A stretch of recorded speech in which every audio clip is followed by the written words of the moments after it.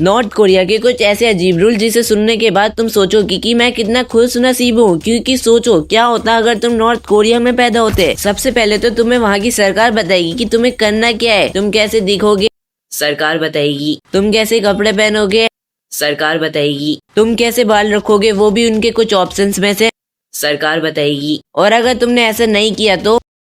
और तुम्हें अपने घर में वहाँ के लीडर्स की फोटो सबसे ऊपर लगानी होगी, और अगर उन फोटोज पर थोड़ी सी भी धूल मिली या मान लो तुम्हारे घर में आग लग गई और तुमने अपने फैमिली मेंबर्स को बचाया, उनकी फोटोज को नहीं, तो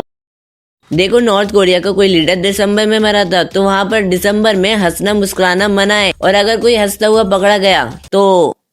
नॉर्थ कोरिया में इंटरनेट, सोशल मीडिया और टीवी चैनल्स भी नहीं है, बस सरकार की दी हुए कुछ चैनल्स और सरकार की दी हुई कुछ वेबसाइट ही चलती हैं। एक 17 साल के बच्चे को भरे हुए स्टेडियम के सामने सिर्फ इसलिए गोली मार दी गई थी क्योंकि वो बाहर के गाने सुन रहा था, और अगर तुमने वहाँ पर कोई क्राइम कर दिया तो उसकी सजा तुम्हारी 3 पीढ़ियों तक मिलेगी। मतलब अगर तुम्हारे दादाजी ने कोई क्राइम किया है तो उसका असर तुम पर भी पड़ेगा। तुम देश छोड़कर बाहर भी नहीं जा सकते, अगर भागने की कोशिश करी तो टपका दिए जाओगे। तुम वोट तो दे सकते हो लेकिन सिर्फ एक ही पार्टी है, और अगर सिस्टम के अगेंस्ट गए तो ऊपर पहुंचा दिए जाओगे। इन सब के बावजूद भी तुम वहाँ के लीडर्स और सरकार के बारे में एक शब्द भी नहीं बोल सकते, वरना